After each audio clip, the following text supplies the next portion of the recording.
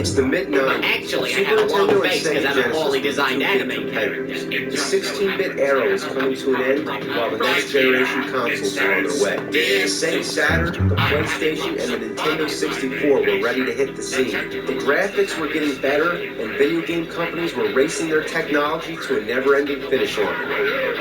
During the ongoing delay of the Nintendo 64, Nintendo announced a new product to fill the time and continue their successful line of portable game systems, beginning with the Game & Watch games and the Game Boy. The product, originally dubbed VR32, would become known as the Virtual Boy. It made use of 3D technology where each eye would see two separate screens and create the illusion of three-dimensional depth. Virtual reality seemed like the way of the future. Just the idea of feeling like you were in the game was an awesome concept, but instead, it turned out to be the grandmother load of shit. The first problem was that it was marketed as a portable system. Yeah, portable. My ass is portable. You could barely find a comfortable way to play this big red ugly piece of shit at home, let alone bring it somewhere. Like you couldn't play in a car or something like that. And come to think of it, you wouldn't want to play this thing in public anyway. You look like an asshole. Oh, so I get two black rays.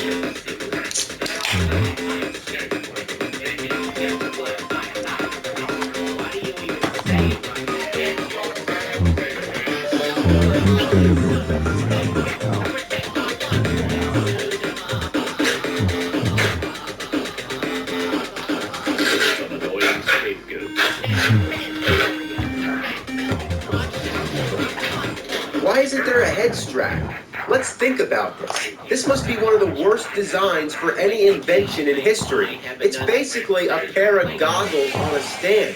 To me, that translates to a pair of eyeballs on legs. The controller's really weird too. It has two D-pads and the battery pack is attached to it. You can swap it with an AC adapter, but when you're playing on a table, it can come loose and shut off your game. The 3D effects are hard to focus and they strain your eyes. There was even a warning on the box that said it could cause headaches and seizures. That's great, right? It's like the cherry on the shit sundae. How would you like to play bad games and have a headache too? But before I say the games are bad, let's take an honest look. Unfortunately, the only way I can record these games is to zoom into the eyepiece, so please excuse the guerrilla-style videography. Let's begin with Mario's Tennis. This was one of the first Virtual Boy games to be released, and it's usually the first one that most people have played. It starts out with Mario hitting a tennis ball right into your face. The 3D effect is actually pretty effective, but without experiencing the actual game, you can't see it. Now, the main thing that disappointed everybody right from the beginning was the fact that the games are all in red and black. Now, the original Game Boy was in black and white, or black and greenish yellow, whatever, but the Virtual Boy was supposed to be cutting edge, so it was fair to expect it to be in color. What a letdown. Now, as for the game itself, it's just tennis, but with a selection of Mario characters. Not bad, but nothing special. The big problem for me personally, what the hell kind of virtual reality game game is this. I don't feel like I'm on the court interacting. I would have expected this to be in a first-person perspective. The whole idea of virtual reality is to simulate the experience of the game like you're actually in the environment. It's supposed to feel like reality, hence the term virtual reality. Here's another one, Galactic Pinball. Well, it's just a pinball game with a space theme. The 3D effects are pretty shallow in this one. I can't fucking Nothing believe ever it. really comes up in your face. To use the paddles, you hit the buttons on the bottom of the controller, which feels like using a real pinball machine. But you expect to be able to hit the button harder to hit the ball harder. So in the long run, it just makes you wish you were playing a real pinball machine instead, or anything other than this. I feel like I'm taking an eye exam. Speaking of that, my eyes are starting to hurt already. Play this long enough and go blind, you can really become the pinball wizard. Okay, now we have Telro Boxer, kind of like Rock'em Sock'em Robots. And holy shit, it's a first-person perspective. This is a little more like virtual reality. The gameplay is pretty much the same as Punch-Out. You can punch the face, punch the body, hook, uppercut, duck, dodge, and you can make use of both D-pads, which individually control each arm. So you can block with one arm and punch with the other at the same time. It's not bad, and the 3D effects are cool, especially when your opponent knocks you out. Next up, Red Alarm. Well, red is right. All the games should have had red in the title.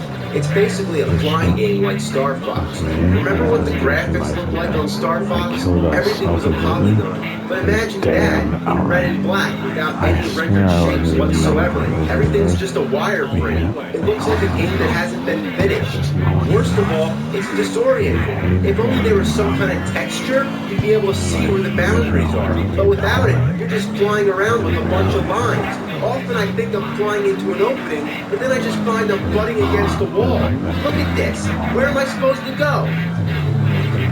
One thing that's cool is that you can switch camera angles. I choose the POV because, after all, isn't this supposed to be virtual reality? Unfortunately, Red Alarm and Telro Boxer are the only two Virtual Boy games to have this feature.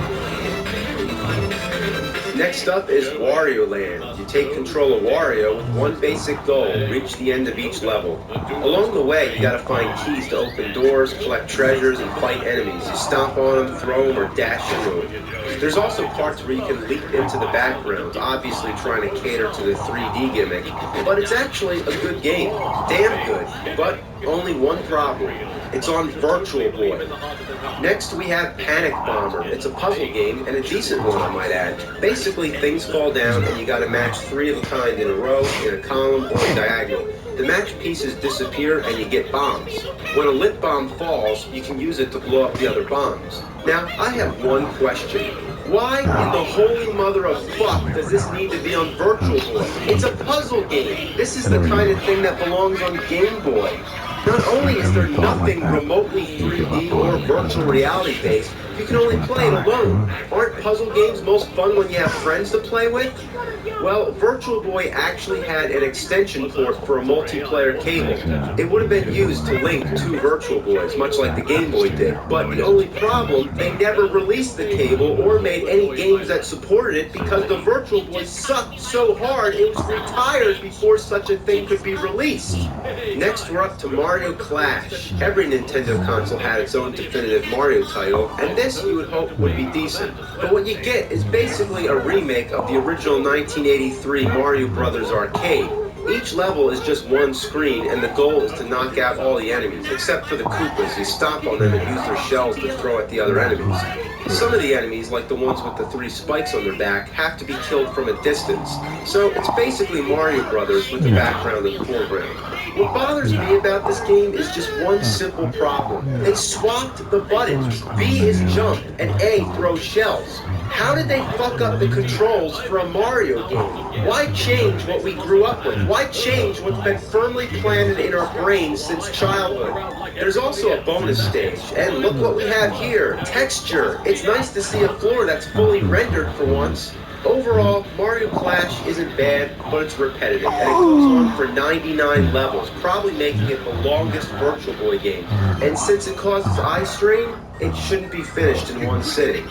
Next, Nestor's Funky Bowling. Any subscriber to Nintendo Power knows who Nestor is, and this is probably the only game he's ever been in. All I can say is, it's bowling. That's what it is.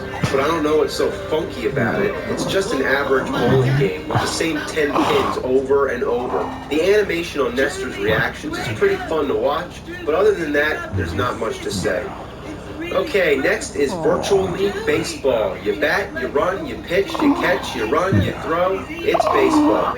The music is pretty cool, and you get a nice 3D effect when it shows the field. Kind of like you're sitting in the seats, almost like a virtual reality field. When it comes to batting, the hit detection is kind of awkward, and when you're in the outfield, it's like you need a microscope to see the players. It's such a strange sensation to be controlling sprites the size of ants, kind of like North and South on NES. Now let's do Vertical Force. This one is a 2D shooter, kind of like Galaga, 1942, or R-Type. It's a genre that's classic as a good old TV screen. The only 3D part is that you can switch between two different altitudes, so it's kind of like 2D 3D. Sometimes you gotta fly up or down to avoid obstacles, but most of the time you can just stay where you are. The 3D effect isn't even that deep anyway. This is another perfect example of a game that doesn't need to be on Virtual Boy. Next is Golf. That's it, just golf. Of all the games with this title, I'd stick to Golf on NES. You pick your club, you line up your shots, and that's about it. Just the idea of playing an 18-hole course on this makes me sick. The graphics are decent, but they beg to be in green and black rather than red and black. Well, it would be nice if it was in color, but let me tell you, if there's one color that I imagine when it comes to golf, it's fucking anything but red. Next we have 3D Tetris. Now, anyone who's familiar with Tetris will immediately understand the concept. Blocks fall down and you have to put them together without leaving gaps. Anytime you fill a whole row, they disappear. And the only difference is that it's in 3D, but that means it moves along a lot slower because there's a lot more space to fill. The A and B buttons turn the blocks around in the second dimension, while the right D-pad flips them in the third dimension. The left D-pad moves the pieces around to where you want to drop them. And it works quite well.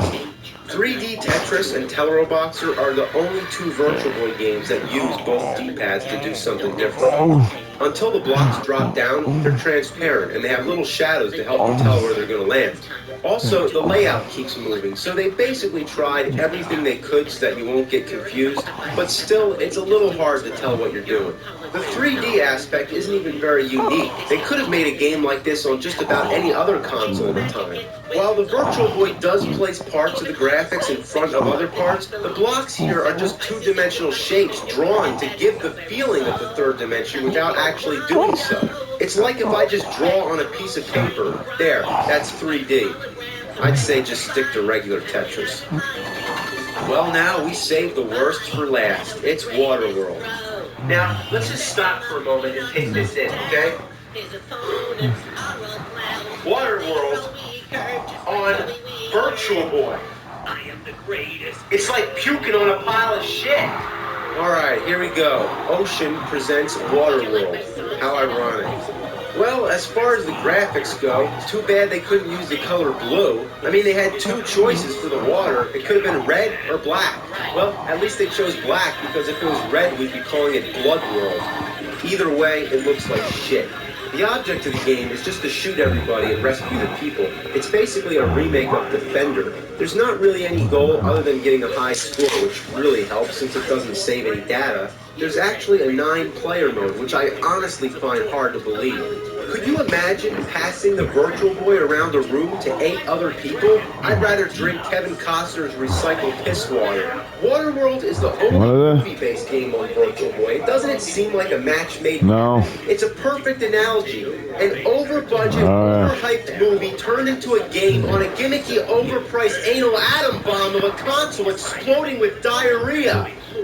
Well, that's it. The Virtual Boy was such a flop, it died in less than a year.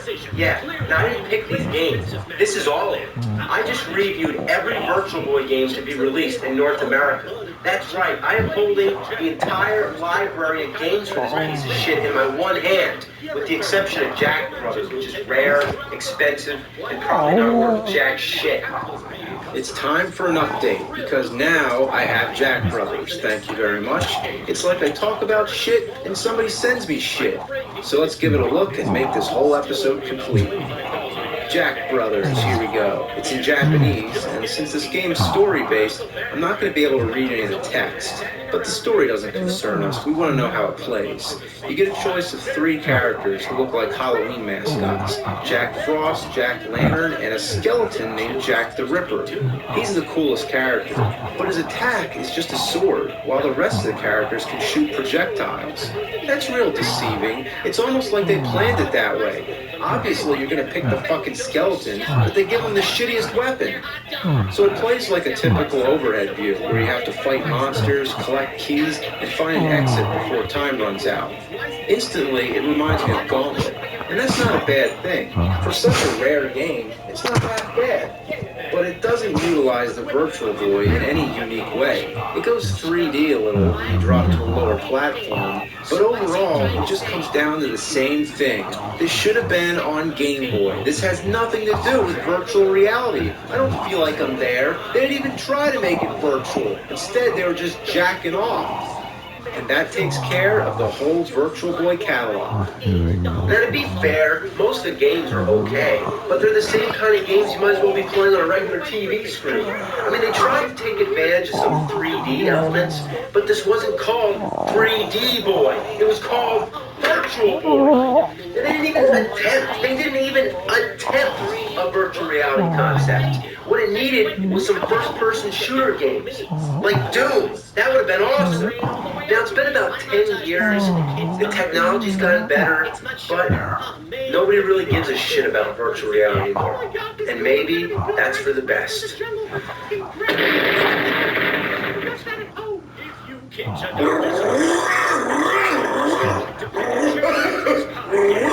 I mean, children's card game. I am definitely a young man somewhere in his late 20s. Oh, hey, it's Yugi's grandpa. What's up, Yugi's grandpa? I do not know this grand of whom you speak. I am Ecaf E-Man, mistakenly referred to as Ecaf E-Man in the previous episode because somebody didn't double-check the script. Grandpa must have finally flipped. He thinks he's a young duelist just like us. Perhaps I can explain. Professor Hawkins, I thought we ditched you back at the rapids. Or at least I hoped. Well, I fought off that crocodile with my bare hands. It all started when I got a phone call from your grandfather. Hello? Is that you? I'm at the airport and I can't remember how I got here. And I think I picked up someone else's luggage. Looks like they're going to some sort of tournament. Anyway, whoever you are, can you come pick me up? I don't have any money for cab fare. And so I Venmo'd him some money for cab fare, and here we are. The Wizard of Oz, a great series of books, but most remembered as the classic 1939 film adaptation. Everyone's seen this as a kid, and it's one of the most cherished movies of all time. Now, did it ever need to have a game? Well, with all the shitty movie adaptations on Nintendo, it should come as no surprise. But this is Super Nintendo, so it can't be that bad, right? The title screen looks promising enough, but if you watch the demo, you see Dorothy fall down a hole and die in a matter of seconds. They didn't even try. It's the worst demo I've ever seen and the perfect foreshadowing for one of the worst games ever. So you start the game and the intro begins. To say the least, it's horrifying. Look at how ugly this is. Dorothy looks like she's dead, and the graphics on Toto really stand out for some reason. Then the tornado comes and Dorothy gets sucked away like a cardboard cutout. So she's in Oz right away, and Glinda gives Dorothy the ruby slippers. I always thought that was sketchy. Why does Glinda have such disregard for Dorothy's safety? Having the ruby slippers makes her the target of the Wicked Witch. It's not like Dorothy asked for the damn slippers. Also, why doesn't she just tell her she can click her heels and go home right away? Fucking bitch. Oh my god, the witch has a bubble too? I don't remember that from the movie. The basic gist of the game, you gotta get through 4 countries, each consisting of 7 or 8 stages. You have to collect bricks and tickets along the way. The bricks are used for building a bridge from one country to the next, and the tickets are for entering the Emerald City at the end.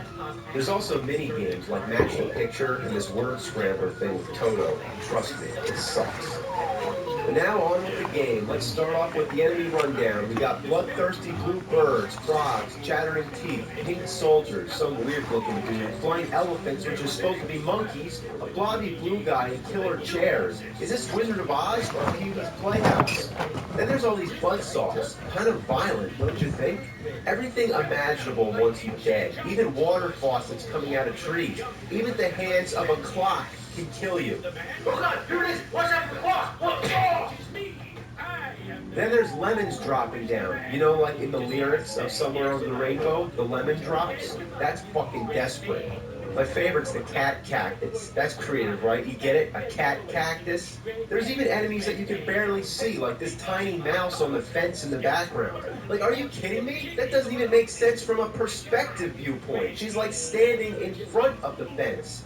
As far as trying to defend yourself from all this shit, you're screwed. Dorothy has 2 attacks, shooting magical items that she collects, or kicking. The only thing effective is shooting at things when your ammo runs out extremely quick, and it's very rare to find more. In fact, only a few stages in the whole game have this ammo, which comes in the form of gems or stars. Can you imagine how annoying this is? Take, for example, Super Mario World, okay?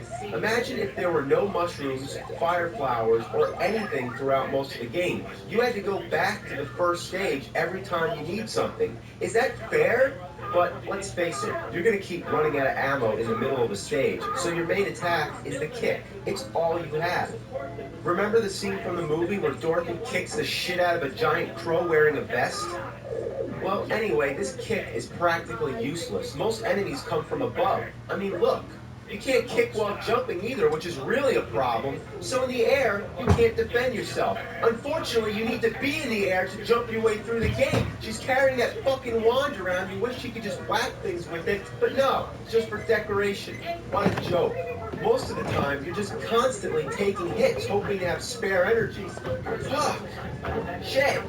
Along the way, you meet the other classic Oz characters. Thankfully, you can play as all of them, switch between them, and each of them have their own individual life bars, which makes it helpful. So when you lose energy, it doesn't affect the other characters, but their attack range doesn't improve much. The Scarecrow can use the pitchfork, which is okay, but you still can't attack while ducking or jumping. Now, Tin Man, what a miserable fuck. He raises the shittiness to a whole new level. He can't duck or jump at all. That fucking helps, right? Why not make a character in a platforming jumping game that can't jump? He's useless, a complete waste. And just to tease you, he's the only one who has 2 attacks. He can kick and use the axe. But what good is that if he's incapable of jumping? Now, the lion's the best. Here's one. The lion, like who was in line? Good shit outside of the barn. Let's have a peanut butter and jelly sandwich. I like to wipe my ass with this tail. It's not my dick, it's my tail. Shut up. It's up to your part right now. Now, here's how the line works in the game. Now, as far as the attacks go, he has like this weird bitch slap. Yeah, it's the equivalent of Scarecrow's pitchfork, and he's the only character besides Dorothy that can shoot stuff.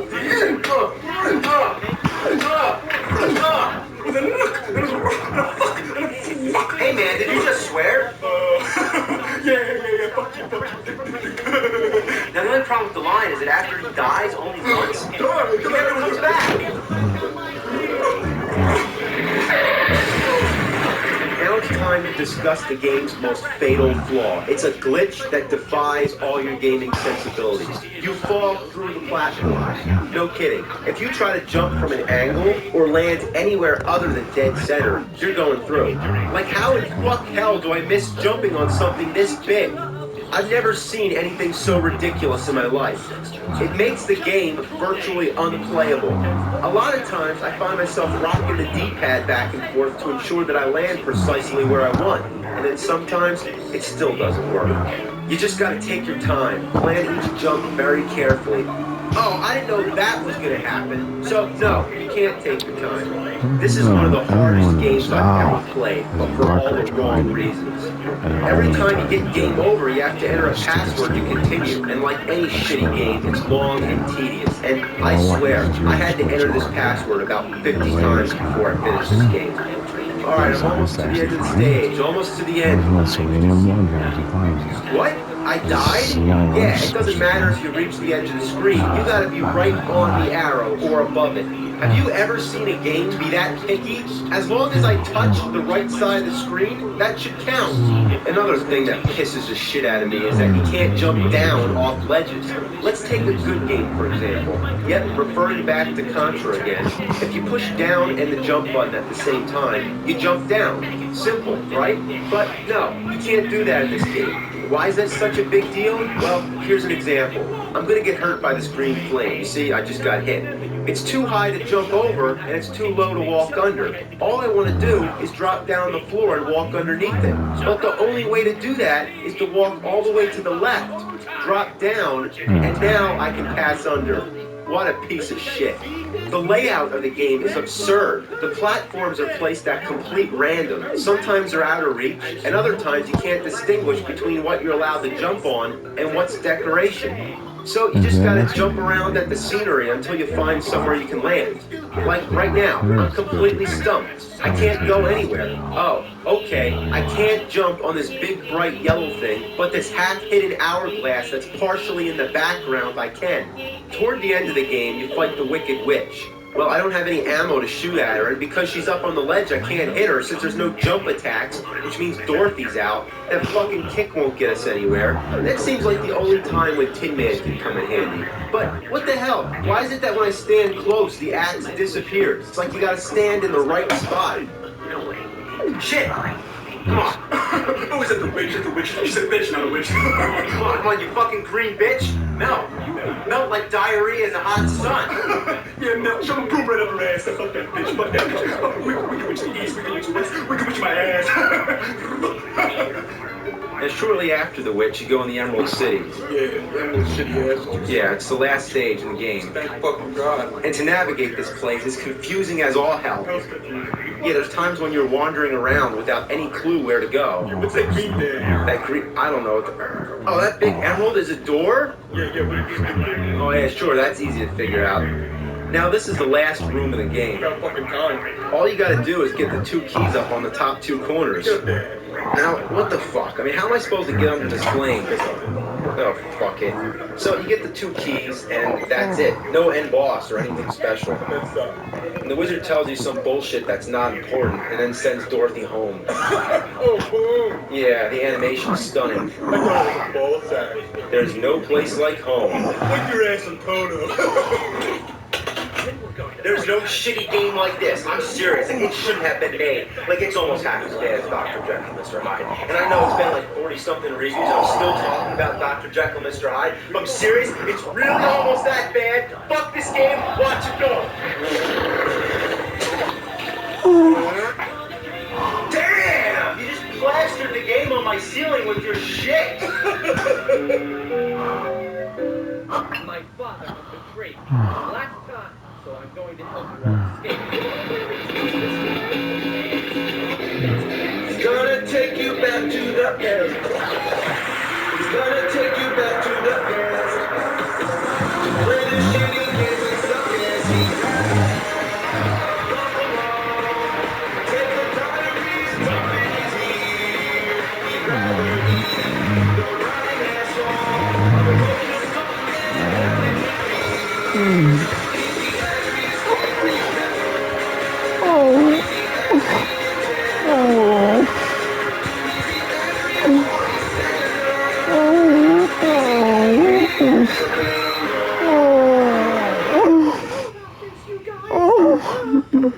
Hey, Joey. Where's the Joey? Hey, you in there? It's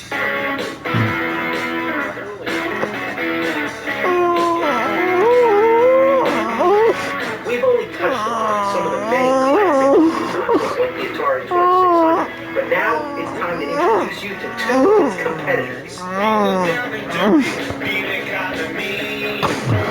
Exhibit A is television. One to another extreme. Exhibit B, the ColecoVision. This time I had a good time. Things got out the way. Both tried to take down Atari and both had a similar library game. Always think around till I can't see straight. It's like today, you got all these games, you don't know which way to look. Oh, my eyes, that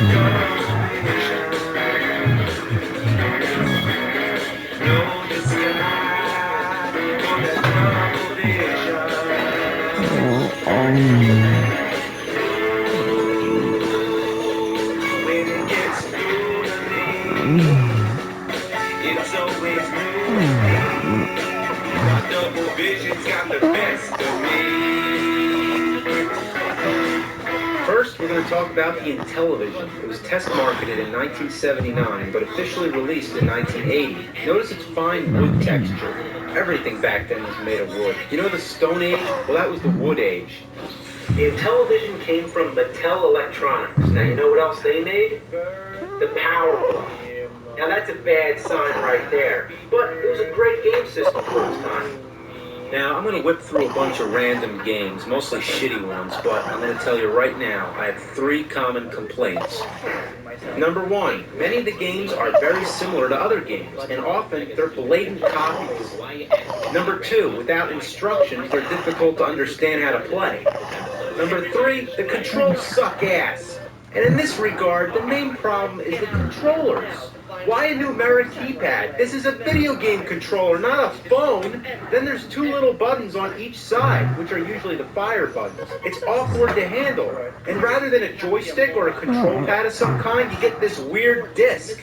Sometimes in the heat of the game, you can actually jam your fingernail on it. It also acts as a button, so in total, that's 17 buttons. And for games this complex, you really need that many. When you pop in a game, the first thing you do is try every button before you figure out which one's doing things.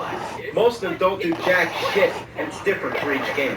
That's why many of the games come with overlays. You slide it over the keys, and now you can see what they do. It helps out, but damn, what a shitload of fuck. And the games barely fit in the cartridge slot. It's like trying to stick your dick in a Cheerio. So this is Space Battle. Sounds promising enough, but okay, what's this? None of the buttons do anything but make fart noises. And the overlay has a bunch of Triforces. Is this where they came from? All you gotta do is wait for the squadrons to meet the aliens, and then it brings up the battle screen where you shoot blueberry pancakes. This should be the whole game. Why does this part even exist?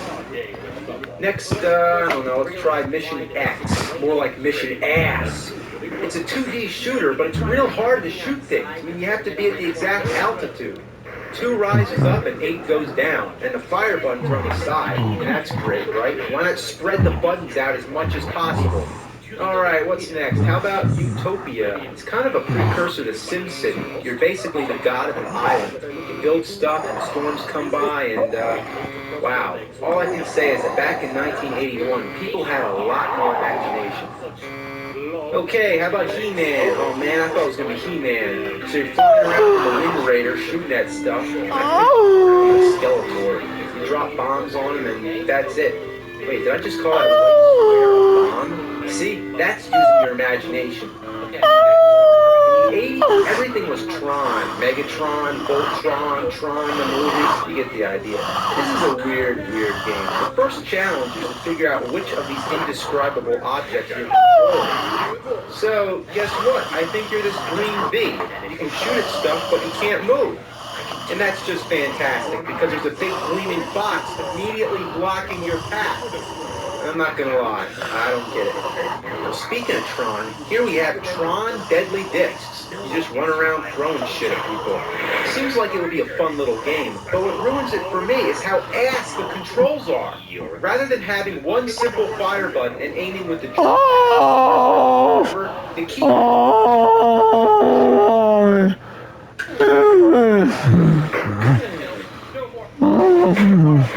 Shit the fuck! Thin ice. Okay, you're a penguin ice skating around collecting torches, or they could be McDonald's French fries, who knows. The whole time there's a seal on your ass, which kills you, but the black penguins do absolutely nothing.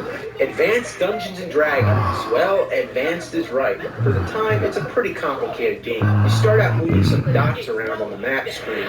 Then you go into caves, you fight monsters, and find items. What are those jacks? Can I pick them up? I guess not. The limited visibility is pretty annoying, and without the overlay or any instructions, I gotta admit, I don't know what the hell I'm doing. But this is one of the granddaddies of adventure games. Alright, what do we got here? Space Spartans. Man, what the hell does that mean? A Spartan in space? Was Marvin the Martian a space Spartan? You got this grid screen and you shoot shit, which looks like TIE fighters. Microsurgeon. The picture reminds me of Slim Goodbody. I can't believe I'm making that kind of reference. But anyway, you control a barely visible dot on the screen moving around the human body. There's spiders and clouds floating around, and I doubt this thing's medically accurate. You just explore all the guts, technically making it the goriest game ever made. But it only goes so far. Guess the piss and shit zone just didn't do it.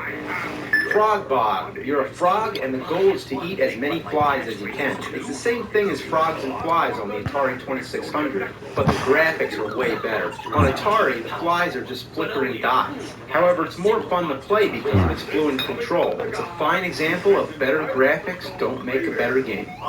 Buzz Bombers. Now, this is funny. You kill a bunch of bees with bug spray, but no, you don't use a can of bug spray. You are the can of bug spray.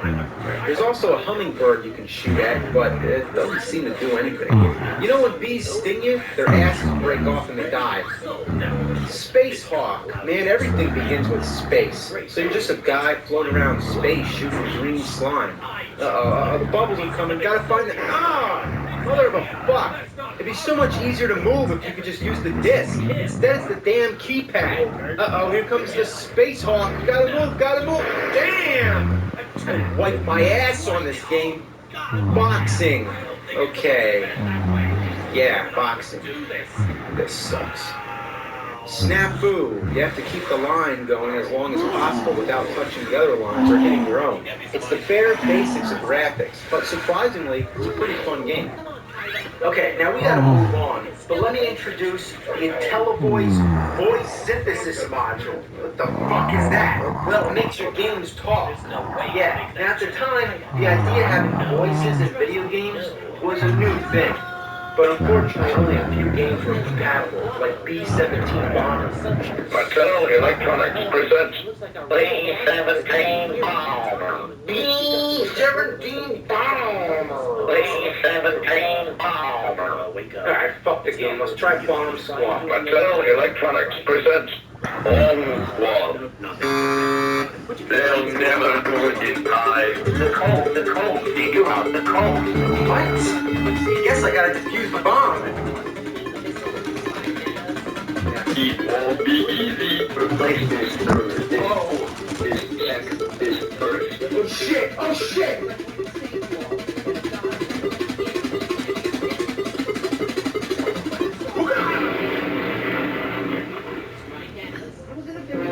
What's that? A metamorphic stone rising from the blackness and negative earth? A towering behemoth, a monstrosity brought down by extraterrestrial powers?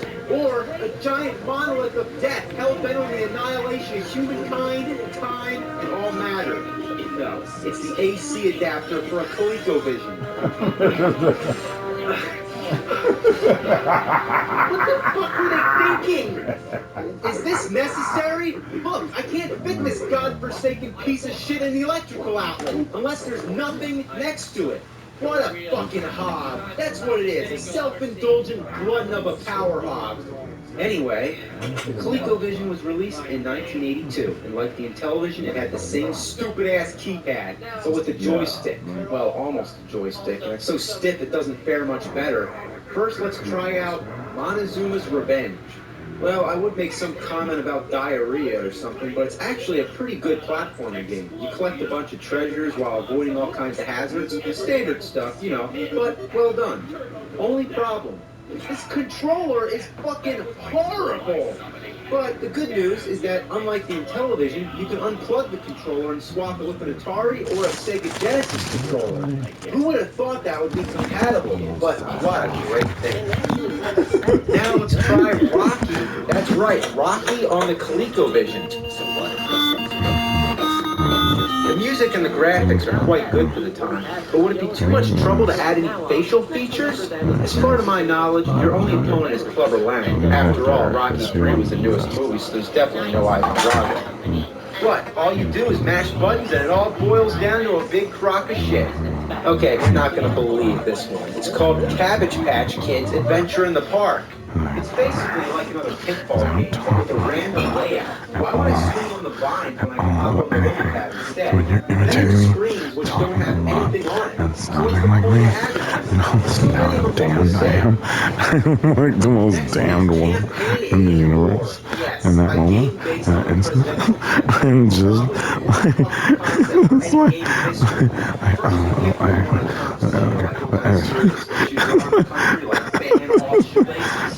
It's like the most obnoxious imitation. I watch every day, Joe. You see that? It's not a display. No, I swear. You get up and you were so damn. And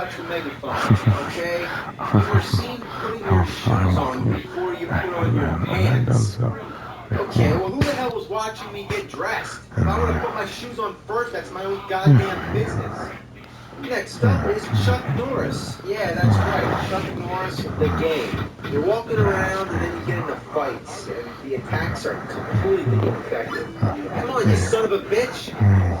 Wow, this is shit. Next we have Dance Fantasy. Okay, well my first question is, where's the music? And what the hell am I trying to do? You're just like floating around. It's as much fun as dragging a mouse around a computer screen. Dr. Seuss's Fix Up the Mix-Up Puzzler. It's a puzzle game where you put together different Dr. Seuss characters. Yeah, that's about as much as I can say about that. Learning with Leaper. It's one of the most juvenile games I've ever played. You're a weird eyeball with legs, and there's 4 little games to pick from. In the balloon game, all you gotta do is match the letters.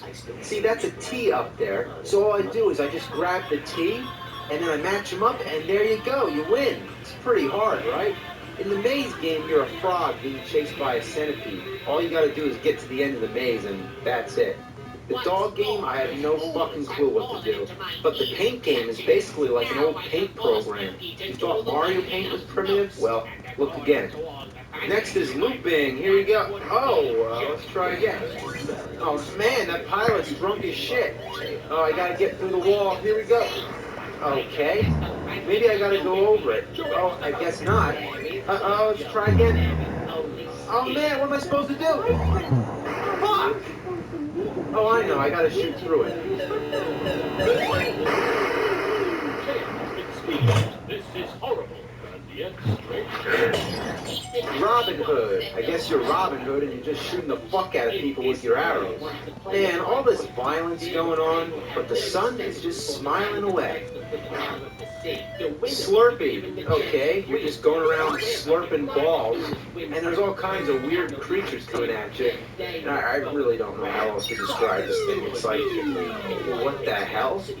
Smurf Rescue. Yeah, how could you go wrong with a game about the Smurfs? All you do is keep walking right. Nobody's trying to kill you. Everything's just fine and dandy. What a nice game. This is the happiest game ever made. War Games. I'm assuming it's based off the movie, since they both came out in 1983. You're basically trying to stop nuclear missiles from blowing up the whole world. It's kind of serious. But there's another one called War Room, which is a similar game, except this one has some comedic relief, because it's got giant mutant chickens. Alright, well, this video is getting out of hand, and we can spend all day talking about these games, discussing them in depth, but I only wanted to give you an introduction to 2 classic gaming consoles.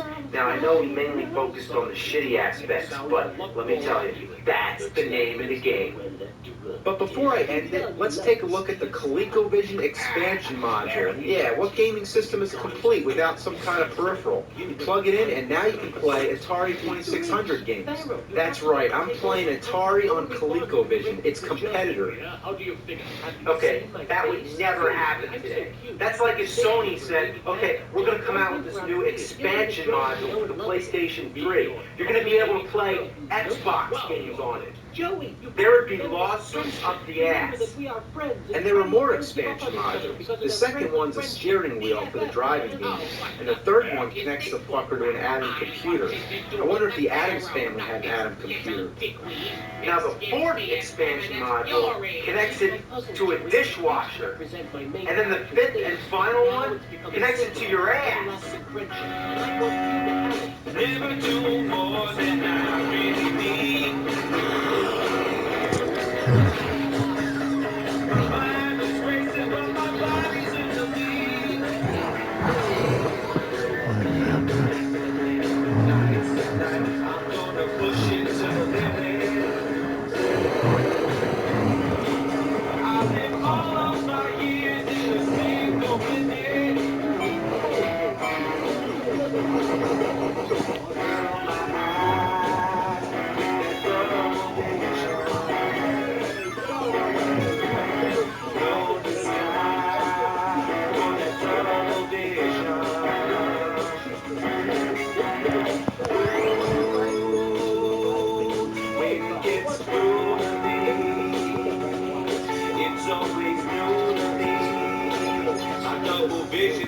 best to me.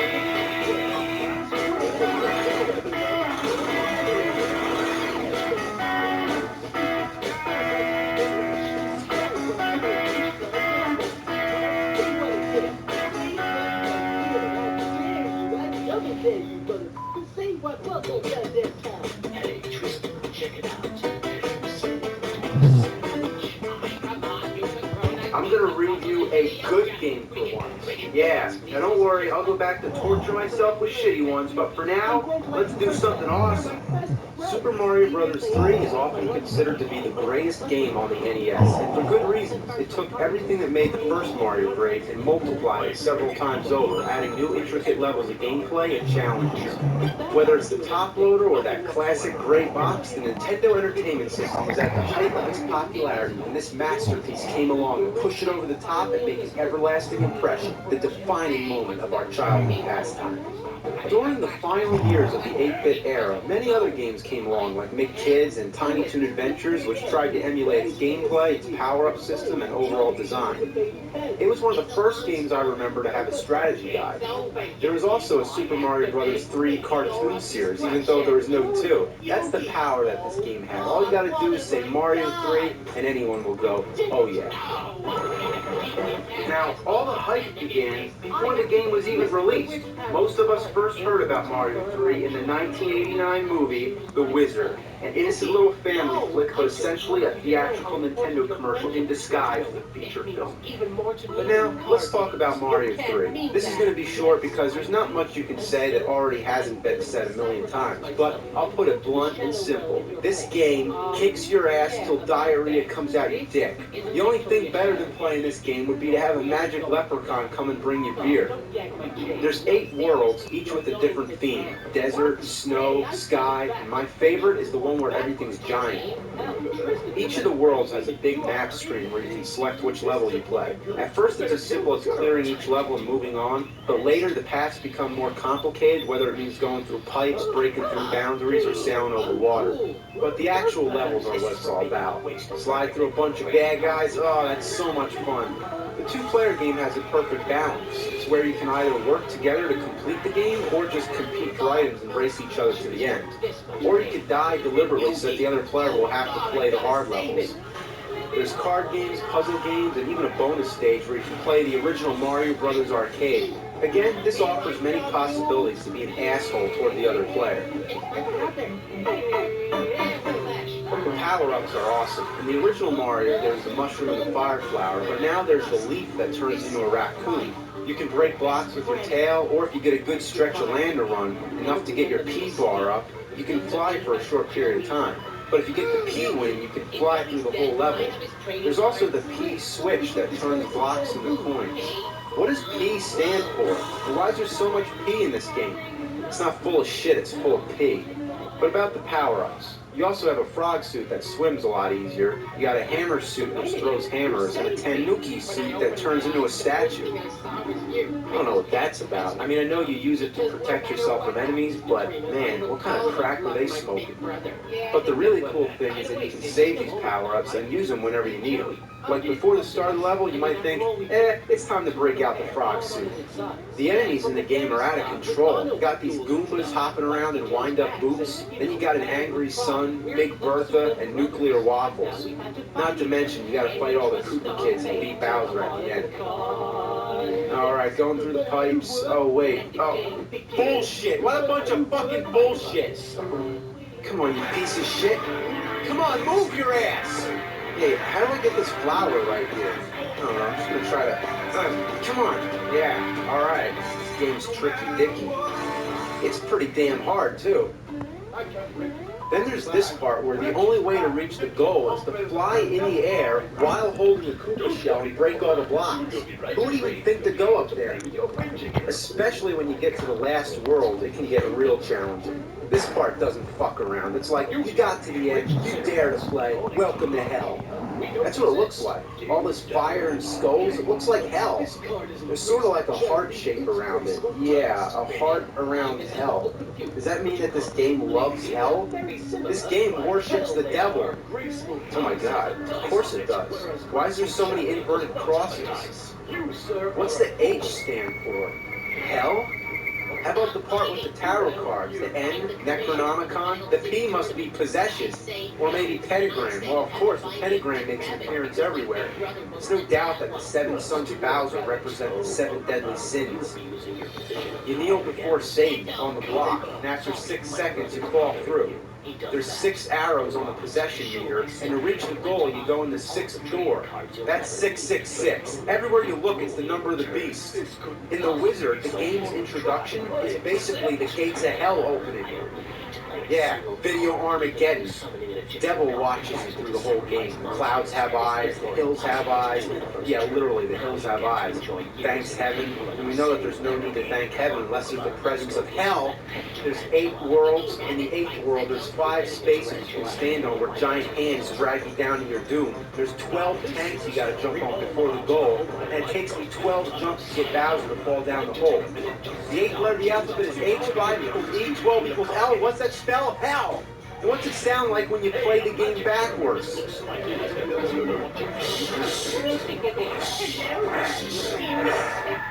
game's a product of the fucking devil. And none of the other Mario games are like that, so I don't know why it's only this one. But in conclusion, all I can say is that other than being the total epitome of evil, Super Mario Bros. 3, it's a good game. So good it's a sin. Yeah,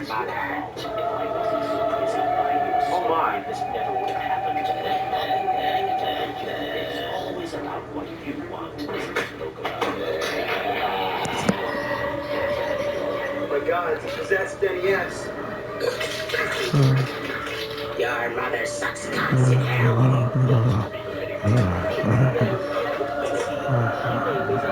What did you just say? I said, your mother sucks cocks in hell. Go back to hell, you evil motherfucker! Shove it up your ass, you motherfucking cocksucker. Power of Christ compels you! What an excellent fucking day for an exorcism. Power of Christ compels you! Power of Christ compels you! Yeah, fuck your mother. Power of Super Mega Death Christ compels you!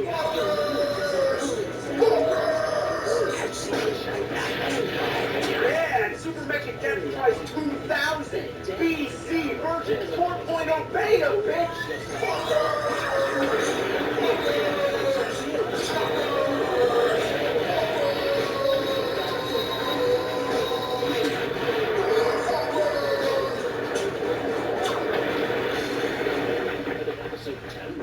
Holy shit! Your body, you're trying to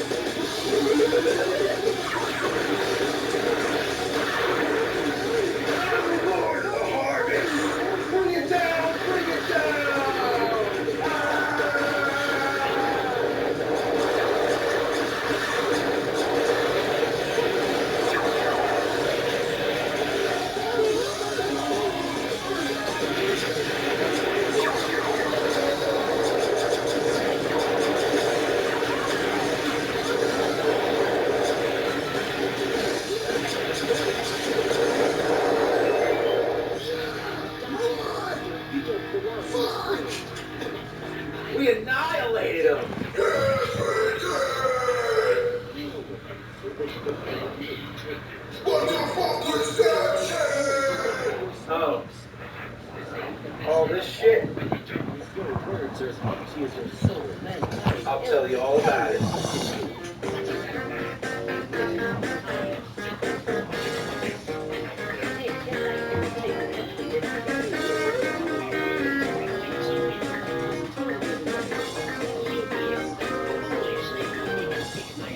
How can he possibly hope to compete with my army of celebrity Steves? You got a game and a controller. That's the way it goes. But sometimes that wasn't enough. Nintendo has always come up with creative and unique ways to play games. Today, there's the Wii and the DS styles. But even in the early days with the NES, they were doing the same sort of things. Some of them were pretty awesome at the time, but others were failed experiments that made you look like a jackass. So let's take a look at some of the NES accessories. I already talked about the Power Glove. We all know it's bad, so bad. Let's start with the Zapper. Back then, we just called it the gun, because that's what it is. There's nothing more satisfying than just shooting the fuck out of things. It was the quintessential gaming accessory. Almost every console had their own version of the gun. The only problem, it doesn't work so great anymore. Depends on the game, the kind of TV you're using, and the gun itself. I have 3 of them. The first one is completely random. Sometimes it makes its target, but most of the time it doesn't. The second one has a pattern. Every other round it like goes dead. So here comes the 2 clay pigeons. I shoot them, no problem. Then the next ones come out. I can't hit them, even if I press the thing against the screen. The third Zapper has the same problem, except that the pattern's swapped. What the fuck is going on? Even the alleged light bulb trick doesn't work.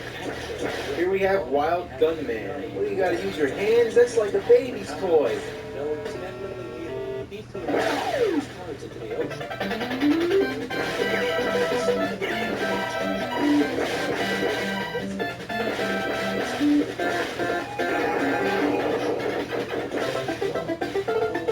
Hey, get down!